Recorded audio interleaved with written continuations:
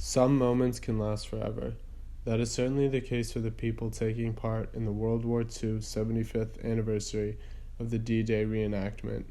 On June 6th, they will make the trip from the United States to Normandy. The history, this airplane has a tremendous history. It actually was in the war, in World War II, and it did a bunch of the drops over France and Germany. It took both a lot of help and money to help and make this event possible.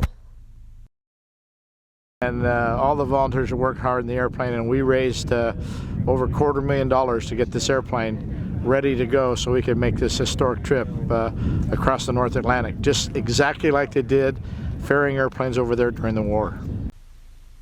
June 6th, 1944 was the date of D-Day, where 160,000 Allied soldiers stormed the beaches of Normandy, and this marks the 75th anniversary of that day.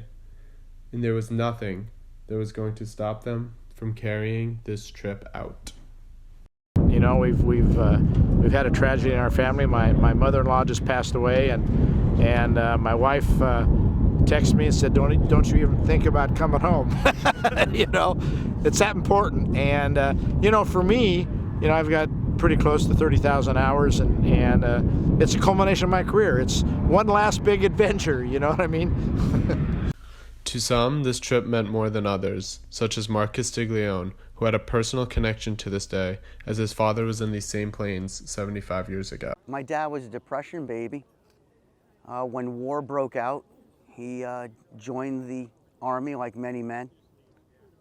After his training, he was reading a Life magazine about a new elite unit, the paratroopers, and he asked for a transfer, and he was accepted. And hit several different North American countries along the way.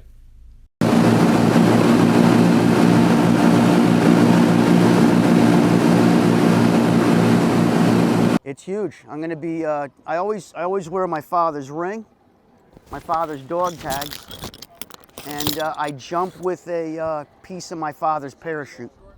And there's Frank B. Castiglione. They even got to meet some of the veterans, such as 97-year-old Tom Rice, who parachuted into that same area he did 75 years ago. You feel it when you meet the veterans. When we were in Kansas and Maryland, and we'd have guys come up who flew these airplanes on D-Day, and they're in their 90s, you know, 98 years old, and they talk about it, and that connection it just tears your heart. As special of a moment it is, we must also remember the courage of those brave young men for what happened all those years ago. Those are 19, 20-year-old kids in these things, and it's work. It is not a pleasant ride. You're working the whole time. The goal of this all, to help people today understand the importance of that day 75 years ago and what it did for the country and the world. Brian Frizzoco reporting.